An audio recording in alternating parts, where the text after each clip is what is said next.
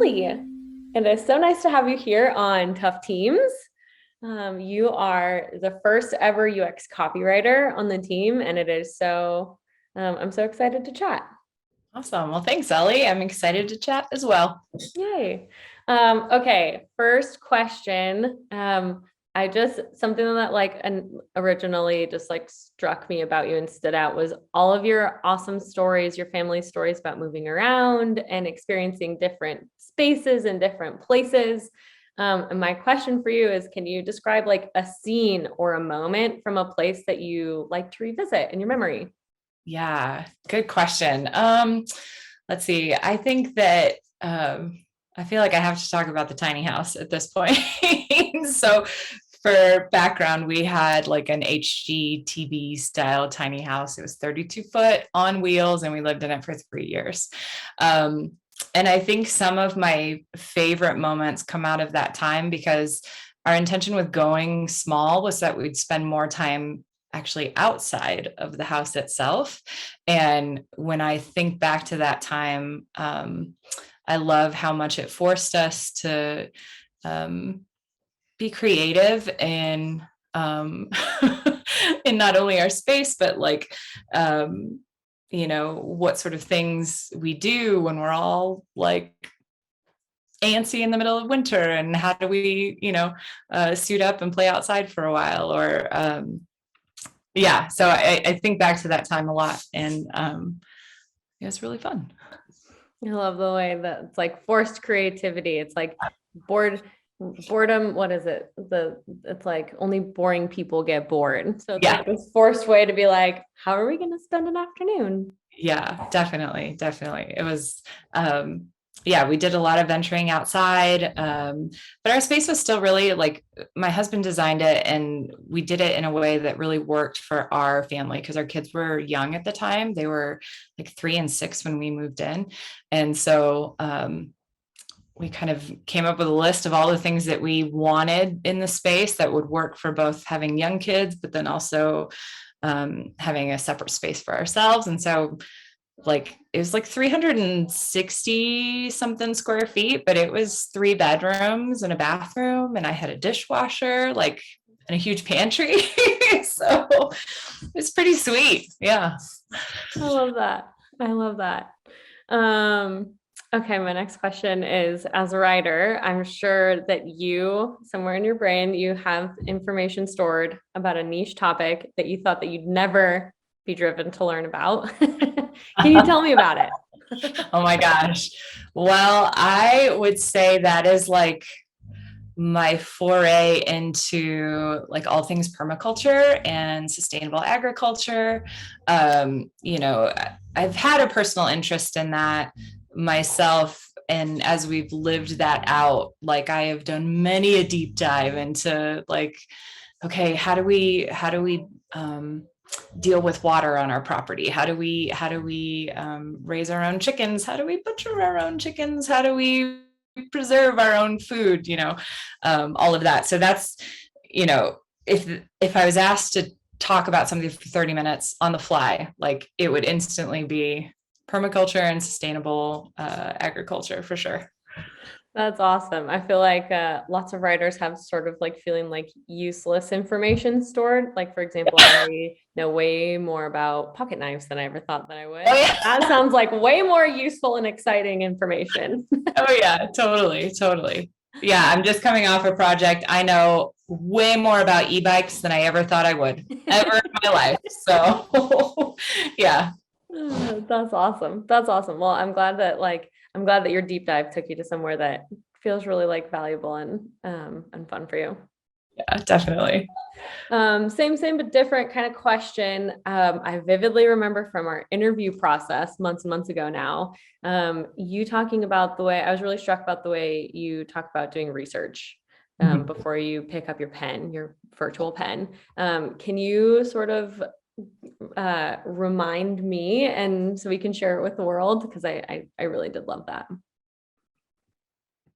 Yeah, definitely. I take kind of like an 80-20 approach. Like before I ever start writing, a majority of my time is spent doing research. And so that's everything from, competitor research, looking at how they're positioning themselves, how we can differentiate ourselves, all the way to voice of customer data. So I love to hang out online and find where our target audiences are, and then comb through everything they're saying and pull out the really juicy stuff that then we can use later in copy. Beyond that, I spend a lot of time just reading up on the industry that I'm, writing for, so that way I can communicate in a way that I know what I'm talking about. And I like to just get so deep in it that I can really identify and empathize with like the pain points of our target audience, because then from there, the writing is just super easy. So a majority of my time is spent researching the heck out of something before I ever come up with a single line of copy. Yeah, I think I can speak for more than myself that it's so evident in your work. It's so evident that you like really are empathetic, and you really can like eloquently like express what that sophisticated solve is that our like partner is putting forth. So very evident in your work, and I love that about the way that you write.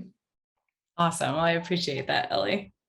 Okay, in your writer brain opinion, what is the most beautiful word in the English language? Ooh, this is a good one. Man, the most beautiful word. I don't know. I'm kind of a sucker. I don't think I can pick just one word, because I'm a sucker for like phrases. Like, it's not uncommon for me. I'll hear a phrase like either in a song, or the way somebody will say something, or a phrase in a book that I just think, oh, like I just love how you did that, how you said that. It like created this whole picture in my mind. Unfortunately, I can't think of a single one right now. I did put you right on the spot. I put you on the spot. I know. I tend towards like really poetic stuff. So finding like unconventional ways of saying, I'm trying to think, like the grass is green. Well, no, I can't come up with something on the spot without it being too cheesy. But yeah, my ears tend to perk up. I'm always listening for phrases or the way that someone communicates an idea that sounds really unique and really lovely without being too unclear either. Because I think that with all things copy, like clarity wins out over cleverness every time. Every time. So it's a fine balance, I meant to send you a Slack message the other day because I thought of you, and I was just watching this panel discussion, and there were like 4 panelists, and one had made a really lovely point, and the other one was clearly like impressed and resonated with the point, but the compliment that she gave him was, "There's so much richness in your words." I was like, that's the nicest compliment ever. And kind of gets at what you're saying, like, yes, you could have just said, "I like the way you said that," or "That was cool." But like the way that she chose to express it was, yeah, it had that like substantive quality to it. It felt really like tangible the way she said it. So I feel like that one. And absolutely. That's a perfect example. Yeah. And we'll chat after this, and we'll include that phrase that really gets you, or an example of it in like the description of this. Sounds good. So we'll give the people, we'll close the loop and give the people what they want on that one. Yeah. Good plan. I like that. Okay. My last question for you is, you're relatively new to Tuff. It's been, you started on November 30th, right? No, January 12th. So I'm that's like right. 6 weeks in. Uh-huh. For some reason, I was convinced that you were part of that earlier cohort, but it feels like you've been here for longer. Yeah, totally. Well, I was thinking a couple months in, but no, 6 weeks. That's crazy to me. What is something you've learned about Tuff in your time here that surprised you? Yeah, I mean, I've pretty much told everybody who would listen, like I have loved the onboarding process and how much emphasis is put on culture here. I've been working remotely since 2018. So I've worked in a lot of different companies and capacities for remote work. And yeah, I just love how everyone is really committed to having very open and clear communication, but then also having fun too. Like that's always an element that I think is tricky in remote work, is that it can be really siloed work at times because you don't have somebody that you can just pop over and say hi to, and um, share a joke with or something like that. And so what I have loved is how intentional everybody is to still create those moments through Slack, through direct messages. I've been really appreciative of that. So it feels like I'm much more a part of a team here than I've ever felt before. Even though I've been on teams, like I've never felt so connected to a team as I do with Tuff. And so I've loved that there's a lot of intentionality behind creating a strong culture here. There's a lot of intentionality behind the onboarding process, making sure people get ramped up without feeling overwhelmed, and they have a lot of support. So yeah, I love it. It is the best that I have ever experienced and seen.